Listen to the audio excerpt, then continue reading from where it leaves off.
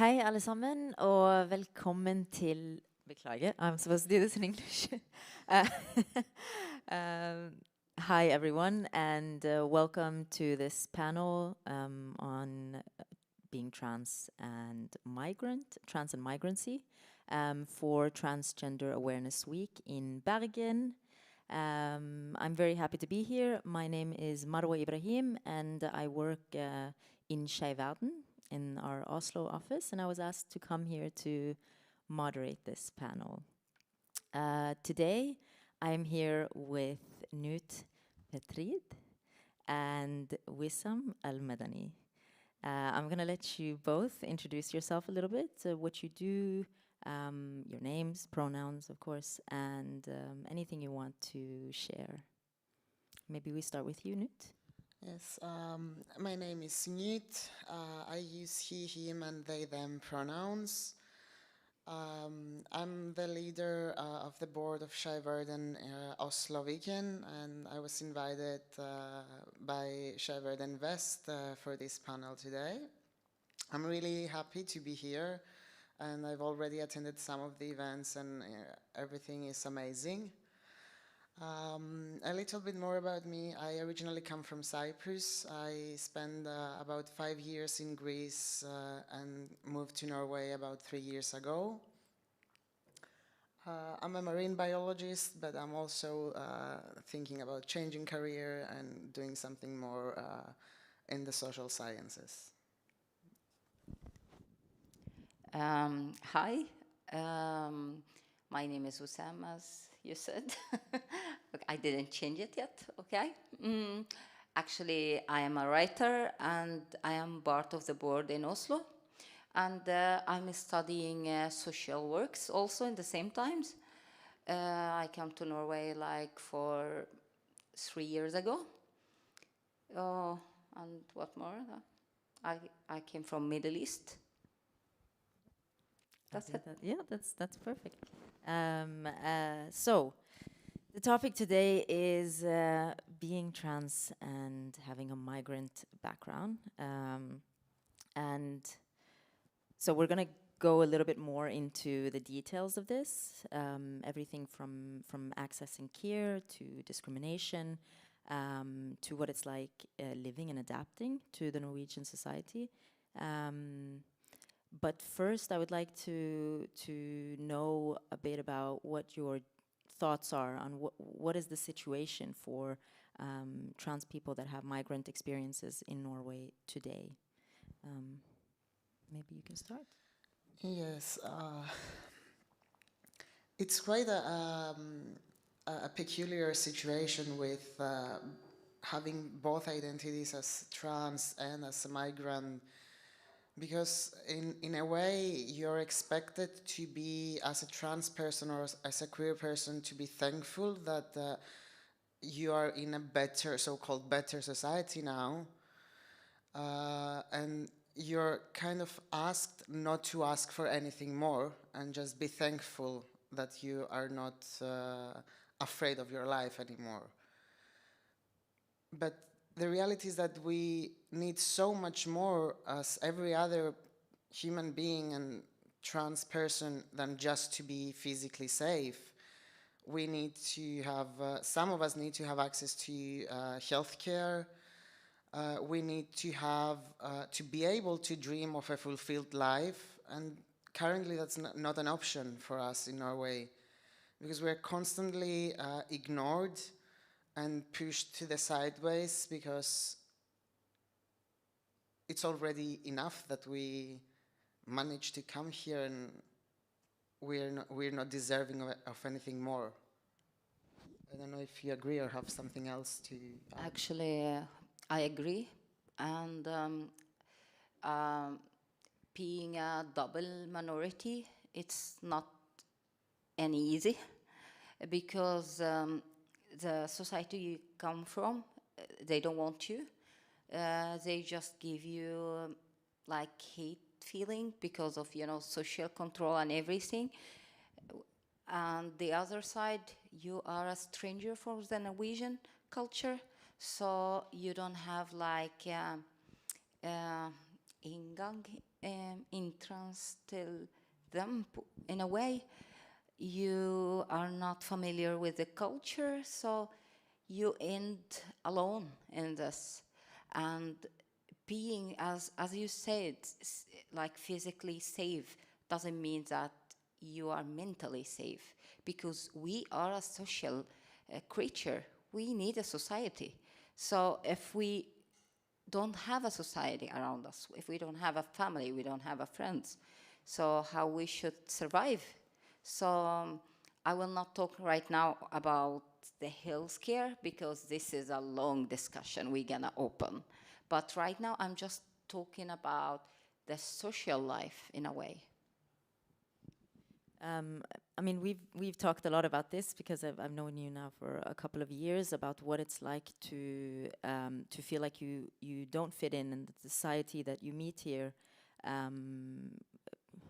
that they don't value you and your experiences. And I remember a long time ago you asked that we in Skeiv Verden we should have a course when it comes to like Norwegian culture, because it's actually there's so many demands. I was scared that you're gonna say something else. Yeah, okay. I had to say that. No, but it's sad that you have to do that, because society doesn't value you as you are, and you know, thinks that you are too much, or that you're too little, or that your education or background and all the experiences that you have, they don't hold the same value in this society. And it's also hard to give you opportunity to present yourself. So you need just to make one mistake that make the other like close the doors in your face. And you can make these mistakes because you are not familiar with the culture in a way. You didn't mean anything, but maybe you said a word in a it wasn't the right word to use, especially that we use in Norwegian. So we are not very familiar to the language. So the language is culture more than words. So if you know the words, it's not enough to have a healthy conversation, because of course maybe you're gonna use some words, it's not fit in this setting. So maybe they think, okay, what do you mean? Okay, but they don't ask, you know, they just avoid you. Okay, bye-bye. So I would also like to add on this that when we talk about not knowing enough about the Norwegian culture, is also the other side of this aspect that in order to be validated and accepted in the Norwegian society, we are kind of expected to erase and delete every single aspect of our own culture, of where we came from. And the only way that an integration of migrants in Norway is possible in the system right now is exactly this: complete erasure of everything that makes you what you are, and just become a white Norwegian person in mentality. And this is horrible and also extremely difficult to do. And some of us try to do it because at the end of the day, you still need some connection. You still need to be able to find a job, to have some friends, and to pretend for a moment that you're having a life that is happy and worth living. So you choose to sacrifice sometimes your own cultural identity in order to be accepted.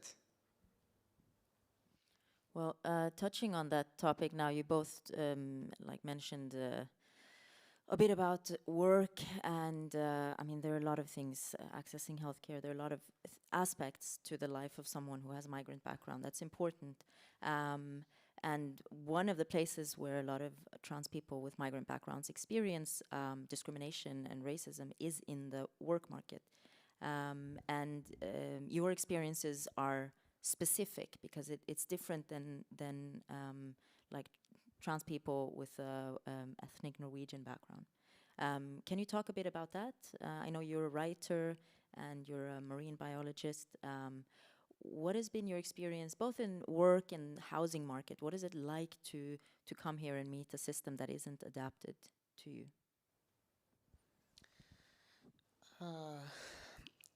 My experience is probably completely different than your experience, but as a European citizen, it's kind of much easier to find a house and people willing to give you a housing contract. On the job side, I don't have the experience to say because I finished my studies during the pandemic and things were hindered by different factors. But I still saw that the few opportunities for work that there were in the marine biology aspect were given to ethnic Norwegians, even though I may have more qualifications than them. But I also find that because I am from Cyprus, and Cyprus is a really popular vacation destination for Norwegians, and I also spent some time in Greece, which is another popular vacation destination for Norwegians. I'm a lot of times exoticized and made into this figure that is, oh wow, you come from this magical place where everything is amazing. So I'm kind of, as an immigrant, valued a little bit more than other migrants because I'm both white, European, and coming from a place that in Norwegian society is looked upon as something, as a paradise. For me, I didn't get into the job market yet because I'm studying, as I said. But I know from my friends is to have a certificate or study from outside Europe, it's like you need a miracle to find a job without being trans or something. But just to have this certificate, it's really hard, and that's why I decided to not try. I have a computer information system certificate, but I choose to change it and have a better study. But I have some trans friends, when they start their process, they just threw them away from the job. They find a way to just throw them, and nobody can blame them. And they discriminating them. They called them with their old names to humiliate them. So it wasn't easy at all for them. So I don't know. And that's why I decided that I'm gonna start my process before I get job. So when I get a job, so I am the new person. So nobody need to know about my history and start to bother me in a way. Yeah, I can understand that. And I know that there's a lot of discrimination against people that have their degrees, especially from Middle Eastern and African countries. They don't value those university certificates at all. So a lot of people struggle with that, as migrants in general in Norway. Yeah. But now you touched on another point, Wesam, about the meeting with the healthcare system in Norway. I know that I speak to a lot of people in verden that are in the process or wanting to start the process. Now there are some limitations, especially for newcoming refugees in Norway. Not everyone has the right to access healthcare that isn't deemed as necessary or life necessary. I don't know how you translate that into Norwegian. So what is your general experience with this meeting with healthcare, and experiences that you might know of others in your community? Yeah, we can start with that because I know there's a lot to say. So let's go bit by bit. to talk about the different like stages where you meet the first barriers, and what is also what are specific challenges that trans people with migrant experiences have, because meeting the healthcare system in Norway as a migrant is much more challenging because of a lot of reasons, because of racism and in the healthcare system that is not acknowledged, but also because of language, because of cultural barriers. There's a lot of things. So what are your thoughts? I want to start by saying that in every doctor's appointment that I had in Norway, trans-specific healthcare related or general health related, the very first question I get is, oh, where are you from? Because for some reason it really matters for my headaches if I am Norwegian or not. The second question is, I see in the system that you're a woman, but I don't see you being a woman. What's the story here? And again, I don't know why it matters for my headaches. My gender identity, what is the connection there? But especially in the process of trying to access trans-specific healthcare, when I asked my fastlege to prescribe me hormones, because that I asked after the new regulations and policies went out that it's supposed to be possible to be done by fastlege. She started saying, screaming at me, no, I cannot do that, I will not do that, I do not agree. I don't know how it's done in your country, but here it's not done this way.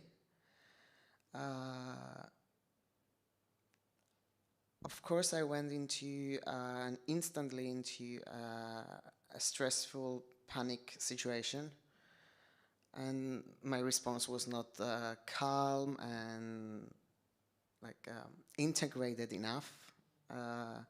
So she started threatening that she will hang up and never answer the phone again for me.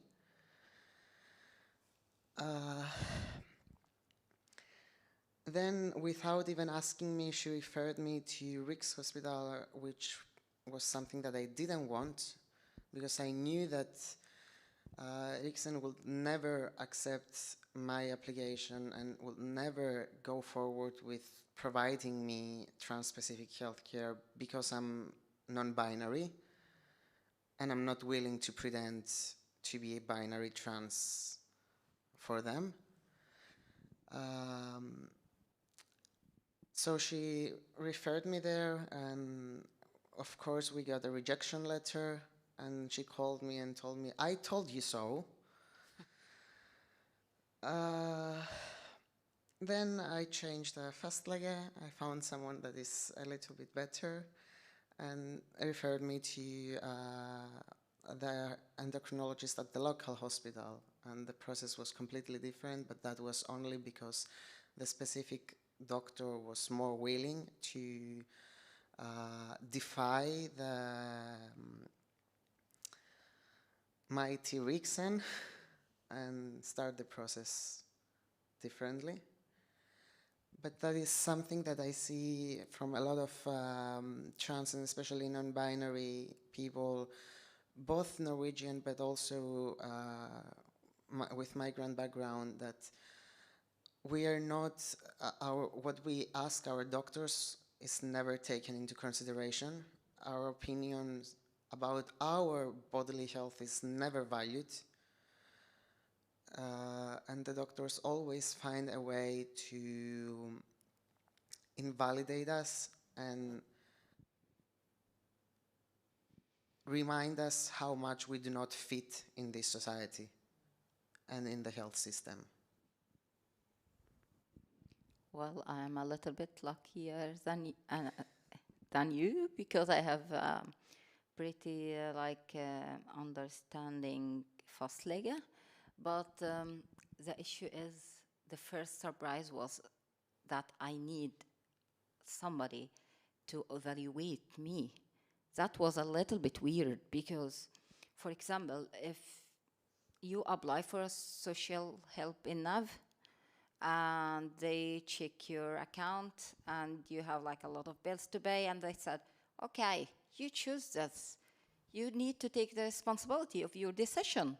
You need to live the consequences and pay your bills.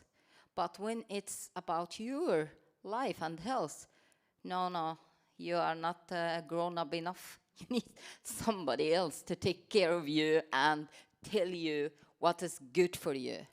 Yeah, that's really weird because like 16 years old can decide when he will want to go home and when he gonna sleep. But somebody is 30 something cannot decide who is this person. That's which gender this person have. So this is like really weird.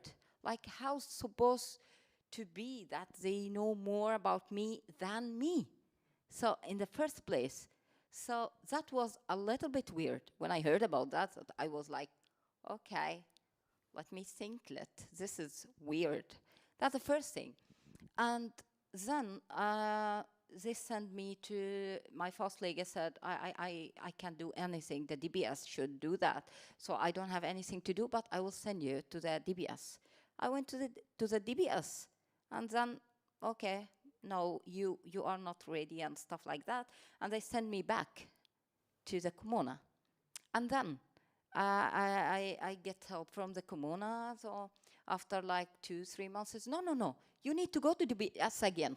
You need that. So they send me back to DBS. So I get a new doctor and, okay, what's your problem? Okay, I start to talk. The first I said, now I decided I want to start the process. She said, no, you are not ready. You are in a, yes, yeah, it's funny. I feel it, it's funny. And it's ironic. So, no, you are not ready. We need to wait. Then, after 6 months, she said, okay, I think you will be better if you start your process. So she really, I admire her because she wrote a good letter to the Rikshospitalet.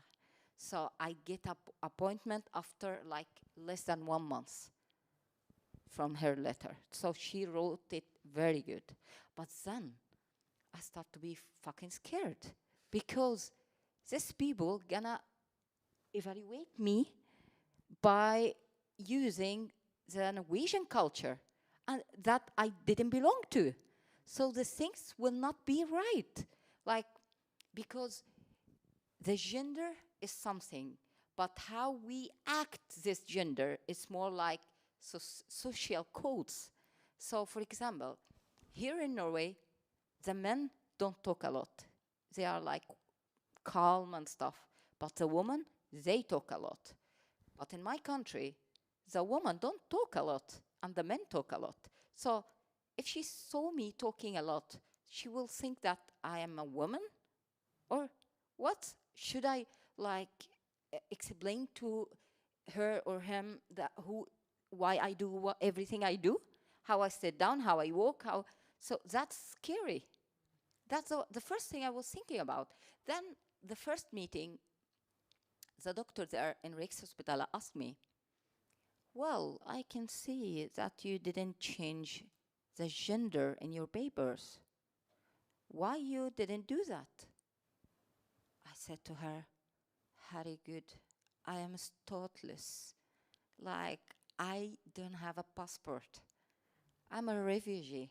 So I'm not Norwegian. If I change my passport, and I'm a writer, so I travel.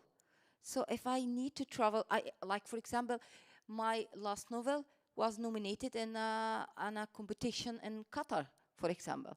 So if I gonna travel to Qatar, and they look at my passport, it's written there that I'm a guy, and I don't have like a beard or mustache, and I have a breast, so what they gonna do? they will think that this is fake passport, and they will put me in the jail. Are you going to come and help me there? So I really can't change the gender before I start the process. So it looked like I convinced her, I don't know. Then the next question was, did you told your kids? Okay, I told the old one, but not the young. Why you didn't do that? Because we just came to Norway for 3 years, but in that time 2 years. And this is the first year for my kids in the Norwegian normal school. So all their friends, it's from our community. So they gonna be bullied. They need time to start a new friendship with the people, like don't have a problem with this, with being a gay or a trans or something. So I have my reason why I'm waiting, and the process will take a lot of months. So why rush? Why have to do it now? The next meeting. Did you tell your kids? No, I didn't. So I needed to wait 6 months to get my new appointment because of that. Okay, I will do it. I did it. And you know what? My kids, it's really amazing. They said to me, you are who you are, whatever gender you have, man or a woman, you are the same person. So we don't care. We love you. I was like so proud. I did it with my psychology. She came and another nurse, and we had this meeting, and I told them. And when we went home, my daughter said to me, why we needed a doctor? You could say it just, and it's okay. So I was like, yeah, you have the right. Yeah, I did a mistake. I'm sorry. But actually, I wanted to have like a psychology because I want to prepare them for the hard life from the community that's gonna come. I needed to protect them and teach them how to protect themselves in a way. So I went to Riks Hospital to the meeting. So now I have a new doctor. Okay. I told my kids, yeah, hallelujah, everybody's happy. Let's start the process. Oh, no, I don't think so. So why?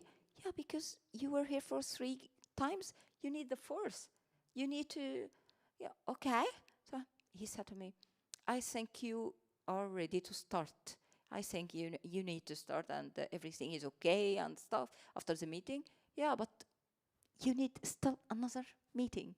Okay, perfect. But since you said that I'm ready, can you please do it like near, not like I need to wait a lot of months, please, because it's the last meeting and everything is okay and we are ready and stuff like that? He said, yeah, you know, the capacity and stuff, but I would try my best. Okay, thank you. And that was in September. After 3 weeks, I get a new appointment in February next year. That's because I'm ready, of course. So I don't know. I feel like this is like not okay. I think this is a big mistake, what's happened. But I need to just follow it because as a refugee, it's more safe for my papers in UDE, especially that I'm from Middle East and I don't have I'm stateless. It's more safe for me to feel comfortable that I have a paper from a hospital and all my process is in the right way. And also I can't offer all my medicinal stuff because I have a kid. So it's a lot of things. So that's why I needed to continue with them. But doesn't mean that I'm agree, and I'm still don't know, because I have a friend, she's a trans woman, and he said to you, next time is the last time. I said, yeah, and you believe him. So I don't know. I don't know if it's gonna be the last time or not. Well, thank you both for sharing. I mean, now you touched upon another thing that That's my work, you know. I mean, now you talked about this barrier that you met. They have an expectation that you are going to tell your children if you don't do that, if you don't follow that rule, then you will not access care, right? And I know that there are a lot of these barriers. Another one that comes up frequently in our community is the rule, expectation that you will live openly or with the gender expression that they feel matches your gender identity. And that is obviously a challenge for a lot of people in our community, because when you are trans or non-binary and you have migrant background or minority background, you are a lot more visible in society. Just having a migrant background in society, you face a lot of discrimination, racism, and I see very clearly that specifically trans women, but trans people and non-binary people in general, with migrant backgrounds are face a lot more hate, catcalling, attacks in streets. At least in Oslo, that's been my experience. A lot of people have to go with voldsalarm, with this police alarm, because of experiences they've had. And then Rikshospitalet is asking you that you have to do this before you get access to help. Whilst a lot of people would like to, for instance, go on hormones before they start expressing their gender identity the way that they want to. What do you think about this, and is this something that you hear a lot about, and why is this so problematic for you? I mean, it is problematic because it has this safety issue about in order to be able to perform your gender expression publicly in a safe way, a lot of times you need the medical process to start and walk along this process at the same time. But it's also another question of what is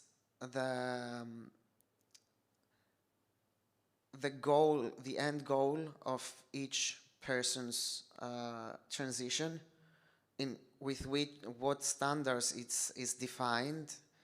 Because for a trans person from another country other than Norway, maybe the end goal is something completely different than what the standards for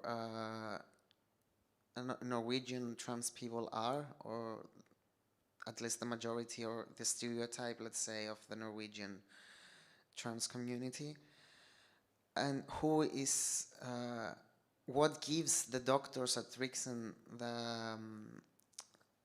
the power and the position to decide what is the desired end goal and when it should be achieved or not?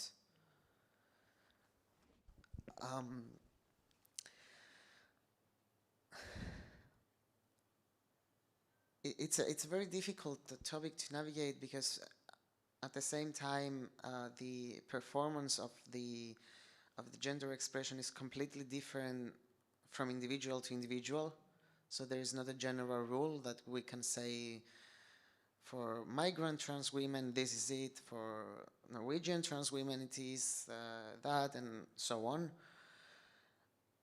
And again, the main component that is judging all of this in a very wrong way is the Norwegian trans-specific healthcare system, that is taking everything out of context, with no regard to what is the personal desires of each trans person, and how their gender expression is in relation to their self and their gender. Because there are also trans people who want to have some types of medical transition to some extent, but not all the way, or not half the way. Not, they just need microdosing, for example, or whatever they want. And again, it's something personal, and when you also take into consideration the migrant part of someone's identity, it makes this topic even more complex. And I feel like the whole queer movement in the Western societies has started to fight for normalization and simplifying everything, while the accurate representation of queer movement is the extreme diversity that it embodies and the complexity it holds. Why do we try so hard to simplify it and create new boxes? Like, we came out of the boxes that a cishet society put us just to create more boxes. So we just need to make things, to accept that things are complex and make them even more complex as needed. That's kind of how I try to navigate things. Oh my God, I hate boxes. You know that. I hate boxes and categories. Oh my God. Because you have to carry all the people in your category in your back and all their experience and how the people react against them and what they did. I hate that. But I will talk about this from other side, actually, because you did a good job talking about this part. So I will take it to another place, which is about the people who get hit in the street and attacked. The question is, what the government or the state or whatever it's called did to explain to people our situation. We are like creeps for the people. We scare them because they don't understand us. So it's always happened like that. When something new or the people don't understand, they feel scared and they start to attack. For example, the refugee. They came to Norway because they lived a hard life in their countries because of they were poor or they didn't manage to go to school or it's a war or anything make them came here. So they have a different culture. What did the country to integrate them? We are not going to talk about jobs because, okay, that will take care, of course. But we are talking about other things, like did they get the right education to understand the difference between the people? Why we still have a social control in Norway?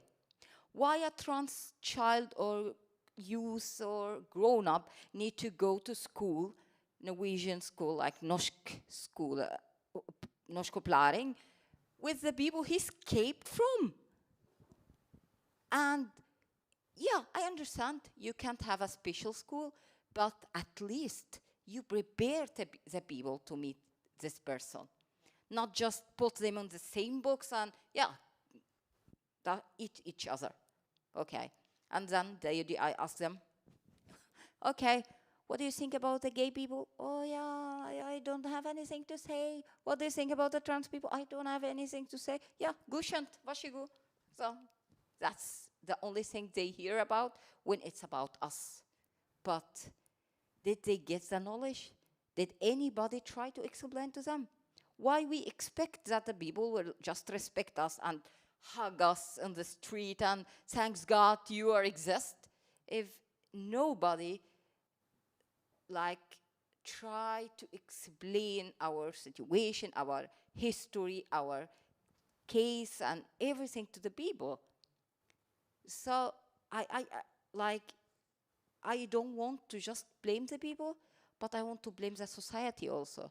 And that's a good thing about studying social arbeit. Yeah, because the system has something to do here. We will not just blame the people. We will blame the high level, like in the society.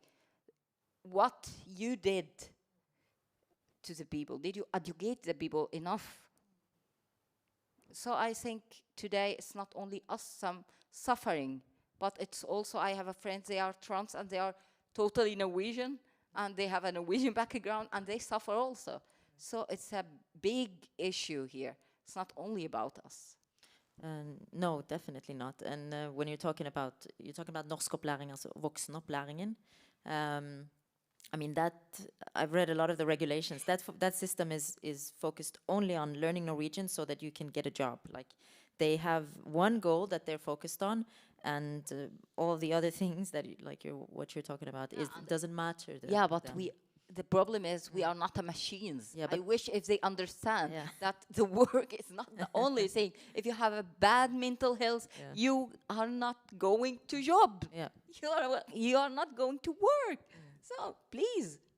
I mean, this system doesn't make any sense because of what you're exactly saying, and it's not beneficial to people, especially vulnerable people. And then same in asylmottak, a lot of refugees that are in asylmottak, they also don't get, they don't have right to education in general. If you're an adult, they don't have activities for you. You don't get any stimulation, any support. There's no mental health support, so you're absolutely right. Because you have to take care of your life yourself, but not take the decision to be a trans. Yeah. And I want to talk about something else because I think for a lot of queer people with migrant backgrounds, trans and non-binary people with migrant backgrounds, people often ask, because you have these like double cultural identities, right? If your identity as is also, if you identify as Norwegian as well, that is, then people might assume that, okay, you have some sort of clash because you're trans. You have some sort of clash with your culture from your home country, right? That they assume that your country is very hostile compared to Norway. You know, Norway is such a great place. So, but your country must be terrible. You know, when you say you're from Palestine, like, okay, they probably think you get stoned on the street, and it's very like aggressive towards trans people. And similarly with Greece, there's a lot of stereotypes about Greece society. Cyprus. And I think what Norwegians often miss is that. Trying to reclaim your culture, because feeling proud in your culture is hard when you're queer, because you have been told a lot of things by a heteronormative society. But how do you navigate this, having these two identities and not letting other people tell you that you're not Norwegian enough, or you're not Cypriot enough, or you're not Palestinian enough, or Muslim enough, or whatever identity you hold.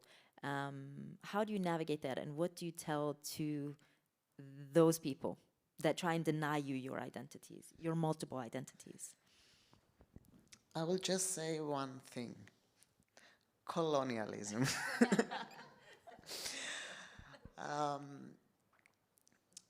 Yes, that's true. Like a lot of Middle Eastern and Mediterranean countries are quite hostile towards queer and trans people, but that's only recent in history. If you go 100 years back, it was much easier to be trans and any other queer identity.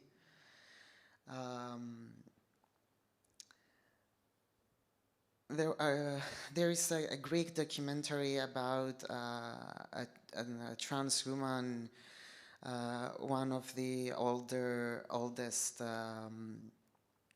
active trans activists that we had in Greece.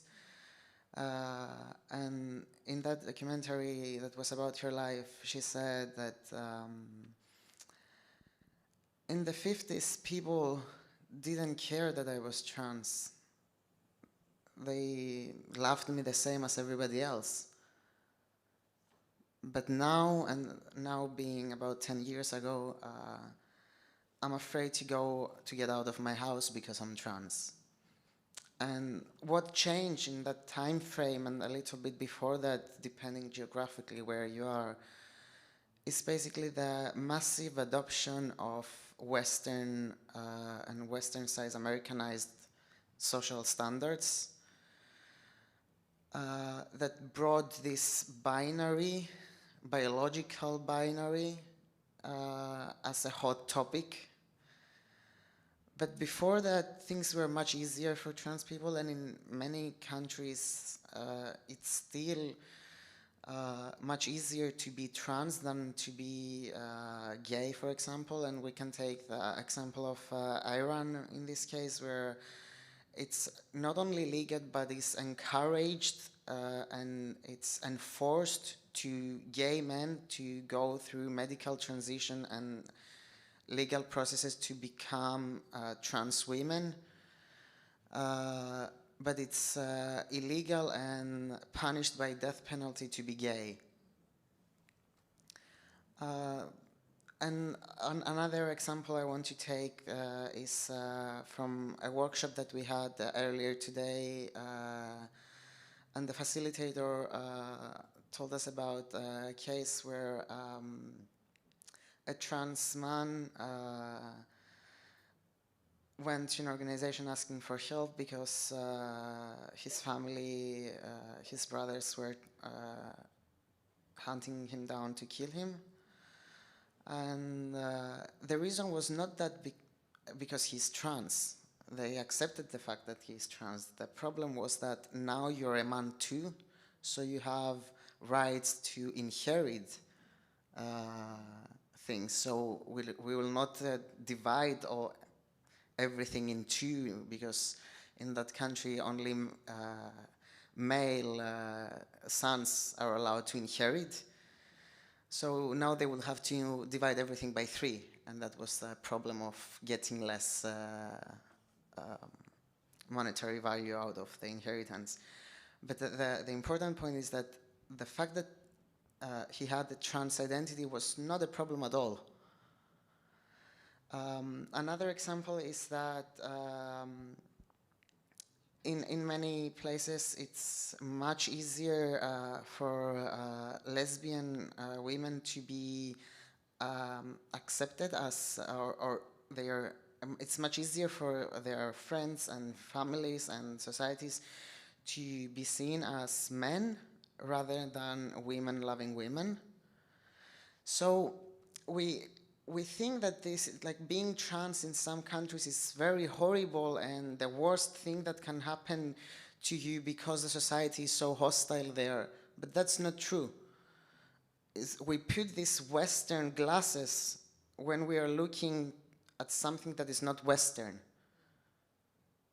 And we have to take a step back and examine every situation differently under the context that things are happening. I think that's a very good point, Newt. I'm going to get to you right now. That's a great point, and I mean we could list a lot of countries in Middle East, in Asia specifically, that do provide gender affirming care for trans people. I think people here find that like crazy to think about, but that's because they don't have that cultural understanding or interest of learning. I mean, in Norwegian curriculum, you don't learn anything except for colonial history. You don't know anything about those societies from before colonial history. So that's not taught, and people just base it off of stereotypes and negative stereotypes about those societies.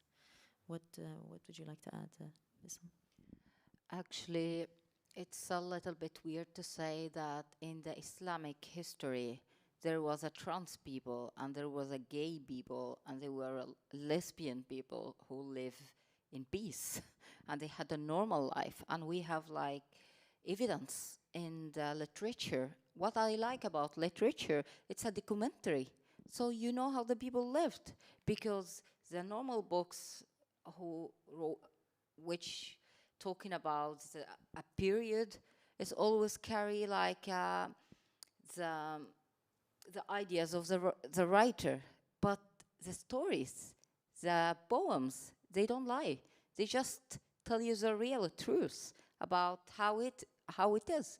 So we had in our history, in the Islamic period and history, a lot of poems from a woman to woman and men to men, and we had evidence that the trans was there, exist, and they lived in peace like everybody else. But suddenly in 19th century, like in the first, the shame culture come to us.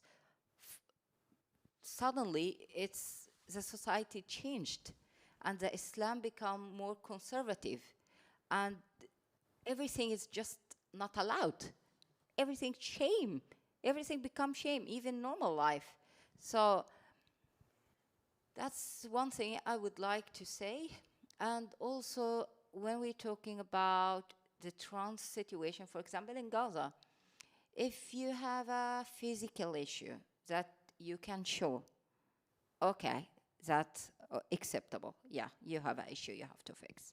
But if it's a mental, like you feel like I'm born in a wrong body, no, that's bullshit. We are not gonna listen. And then you will get some punishment just like the gay and the lesbian.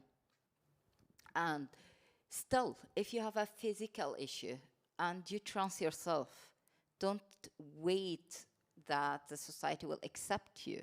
Because I remember that there was a trans woman who was working in the library beside my school, my high school, like the university.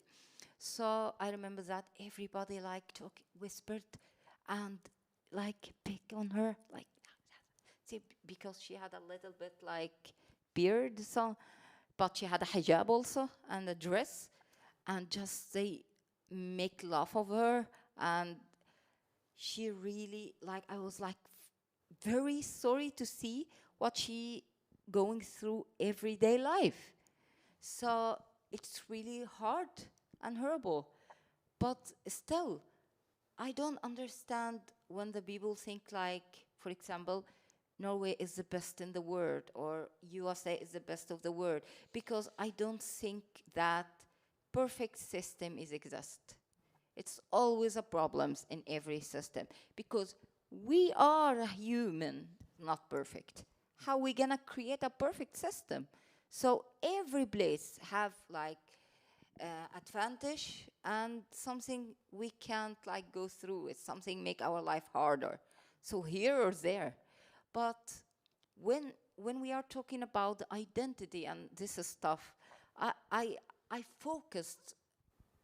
You remember in this summer I was like I focused on talking about that the Islam didn't forbid, like didn't say anything about gender, about the gay, about the lesbian, about the trans, that it's haram, like it's not allowed.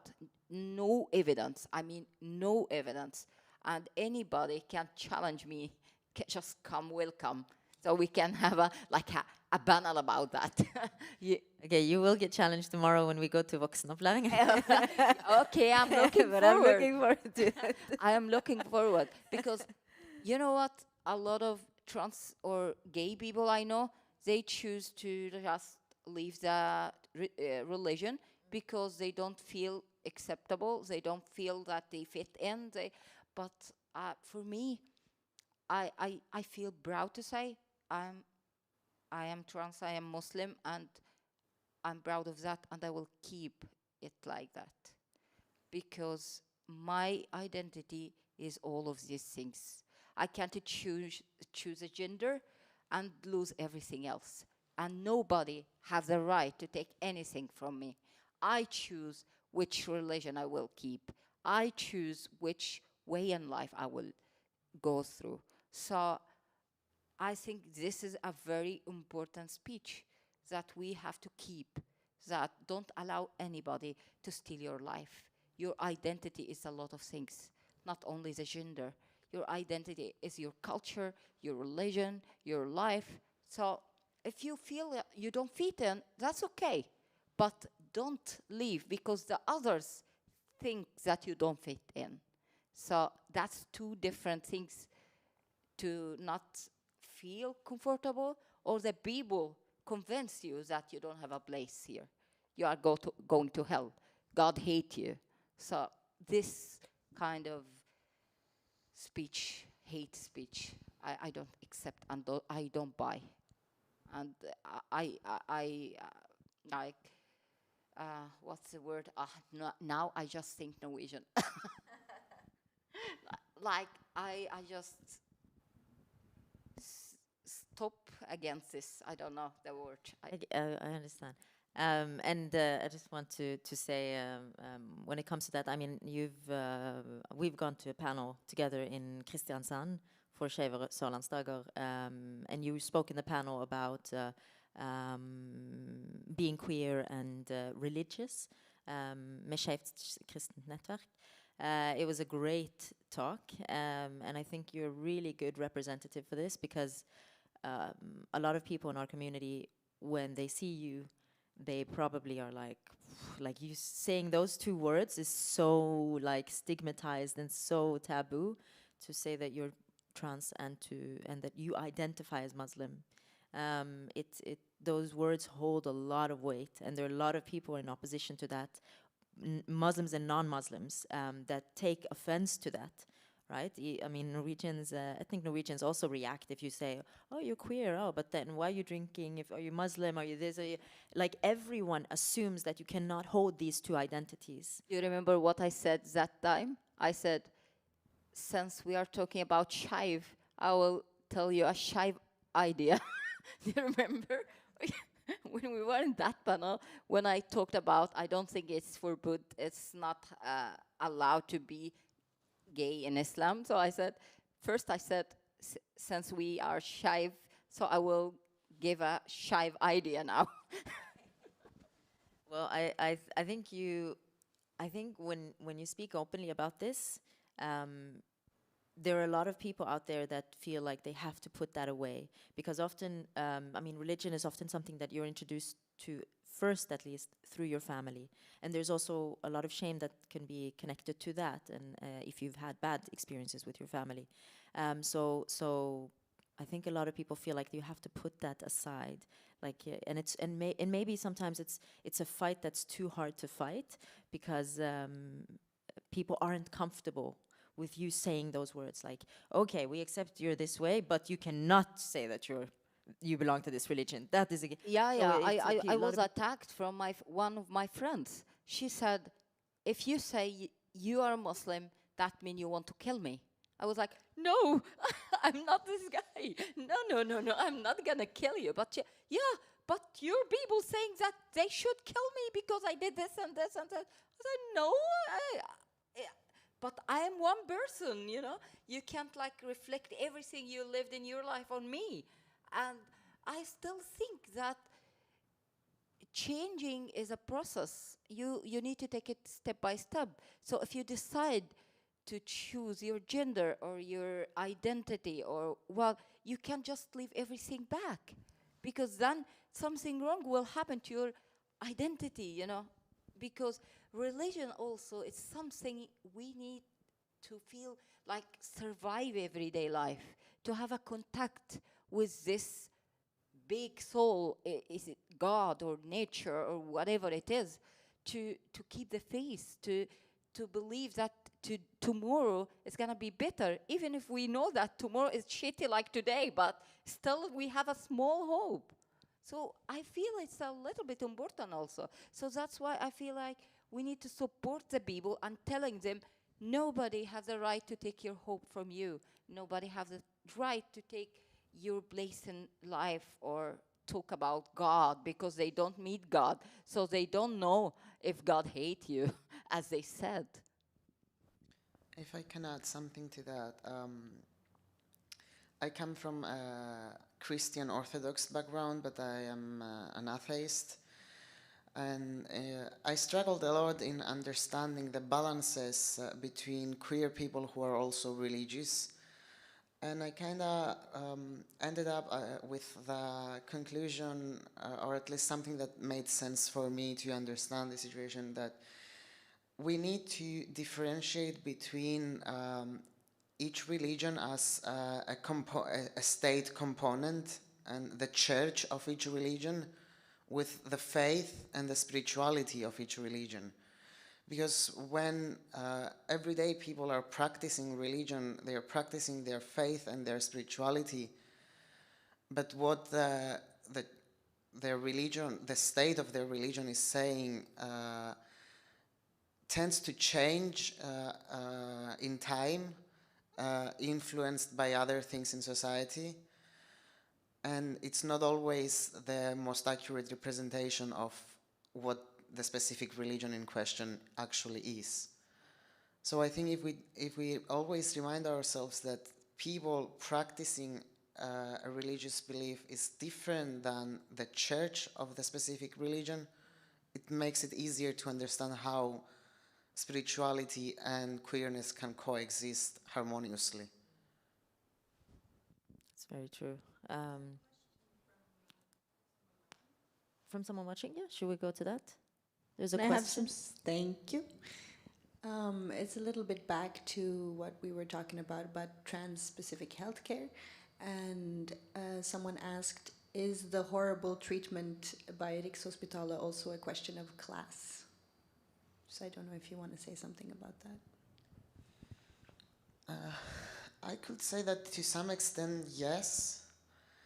In a sense that when, since Riks expects people to be living in their like to have the gender expression that matches their gender identity in the standards that Riksen holds, it of course comes down to class, because if you are not wealthy enough to have the privilege to be able to, for example, buy a whole new dressing set, and having the privilege to go from point A to point B with a taxi, for example, instead of walking or buses. You automatically, if you don't have that privilege, you automatically cannot express yourself fully if you don't get the hormonal treatment, at least at the same time. For some people this can be the case. Also, a little bit was mentioned yesterday in the updates about what is the current situation on the healthcare system now. For example, Riksen provides, or used to provide, some hair removal treatments to trans feminine people, and that those treatments are nowhere near enough.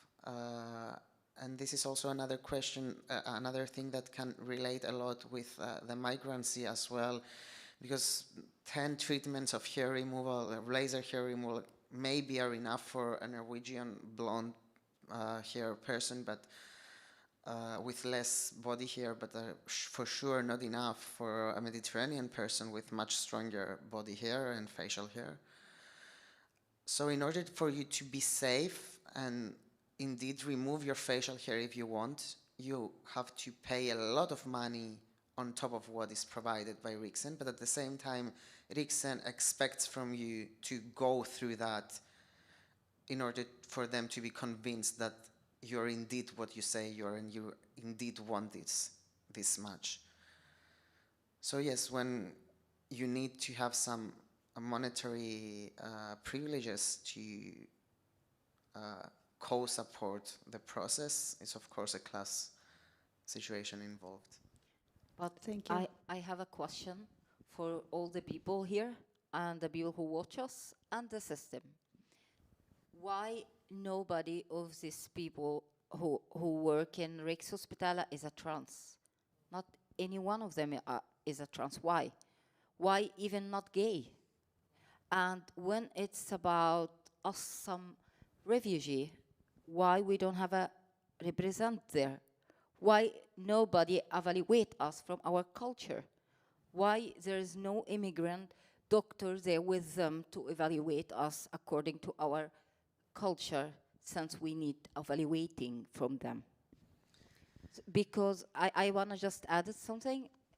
it's known that we, as a human being, has a limited brain. So I can't put myself in your shoes, actually. So I can't pretending that I know what you going through right now.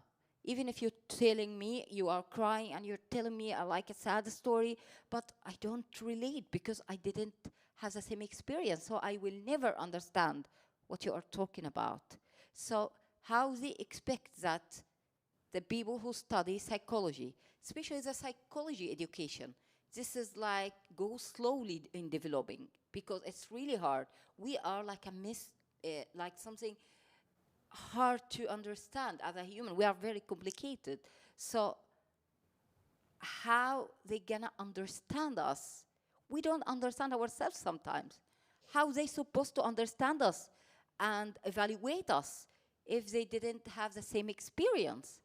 So I can tell you from today to like 100 years also that I feel I this and that, but how you gonna understand it if you don't live it or experience it?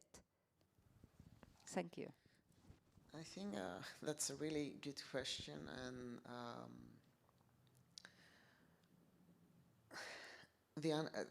the answer I can think of is that trans people in general are not valued, even when they have equally as good medical expertise and education. For some reason, they are not good enough doctors to be chosen for a job in this situation.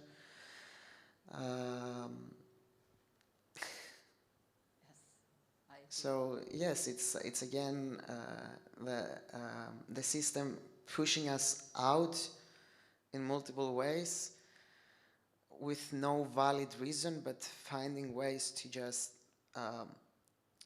maintain the situation that is in place now, because the situation that is in place makes it easier for those who have power right now to keep the power and continue to keep the power among same-minded people.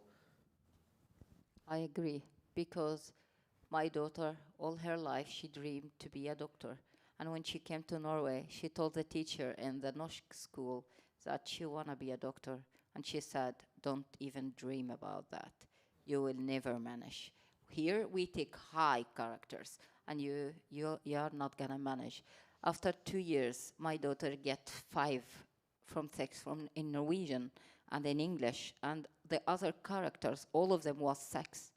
So she said to me, when I saw the teacher and she saw my marks, she was like a little bit shy and feel sorry in her face, because everybody have the opportunity to be what they dream, but we need to not judge the people, just give them the opportunity. So I understand what you are talking about. We are not good enough.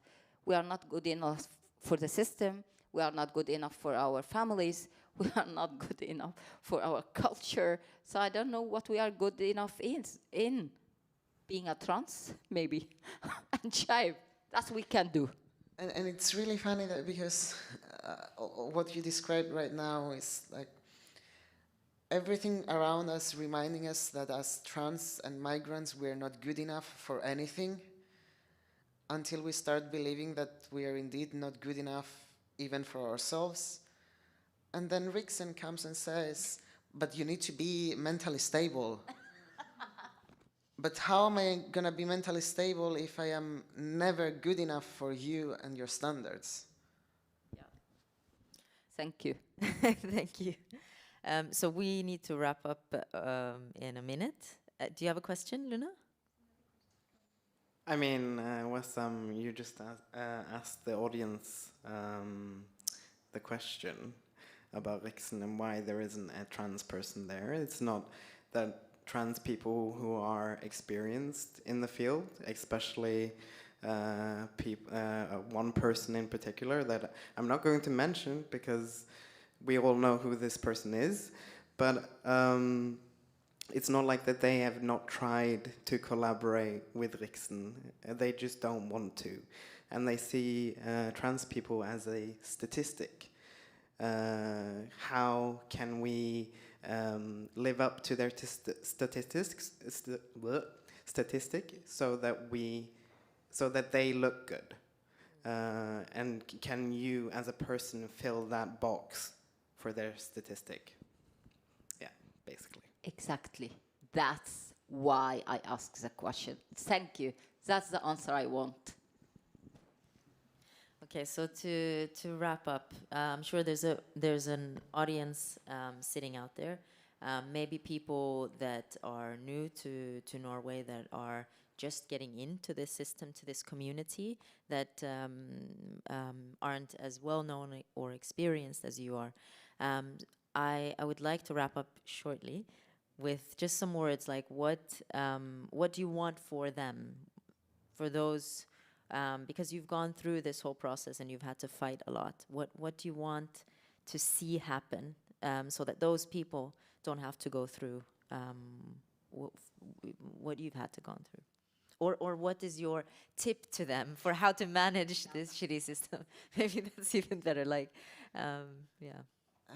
My tip, I don't know if it's going to be practically helpful, but I would say be unapologetically yourself, because no matter what else you do, unfortunately, the system will always find ways to make this difficult, even if you follow their structures to the T. So do not sacrifice yourself. Stay true to yourself. But my hope is that the new guidelines for decentralization and making trans-specific healthcare more accessible and easier accessible, and not only in Oslo, that will actually be get in place and start happening. I really hope next year to start seeing that, because honestly that's the only way that nobody else will have to go through what most of us here have gone through. And also that with this attempt for decentralization, it's not only just Riksen giving the work to other places, but also these other medical experts do their efforts to get educated on the more human side of this process, not only on the medical side of the process, because we are humans, we have emotions, and we are social creatures. So we need to be seen as that, not just as a statistic or as hormone with legs. I will not talk about the system because we already do. I want to talk to people. Don't give up. It's not gonna be easy, but that's life. Don't ever give up, and don't think that you are not good enough. You need to fight. And I really wanna say that I'm so proud that I have a trans woman friend, that she waited with Rikshospitalet for 4 years until she started her hormones. I'm so proud of her. I want to say hi to her. And she's a good picture for that. So people, don't give up. And I'm really proud that I'm sitting in the same chair with this amazing person that gave me all the power and inspire me. So I'm really grateful that I know you. You know that already. So I think you need to find your picture and hold this and continue and do what is right for you, even if the system and the people think you don't have rights, or you did a mistake, or this is not good for you. And so you need to take your part. Welcome to grown-up life and fight for your choice. And the last thing, I just wanna also thank a little girl was with me in the class with like hijab, and she looked like very typical Muslim, and she saw the rainbow and the trans flag on my computer. So she just come to me and she said, excuse me, but I just want to ask you one question. Which pronoun you want me to use? Which pronoun you feel comfortable? I really felt, oh my God, there is a hope. I think there is a hope. So I would like to finish with that. Thank you. Thank you so much. Thank you for having us in this panel. Thank you to Newt and to Wesam for attending. And yeah, I hope you all enjoyed it. Yeah, we'll see you soon.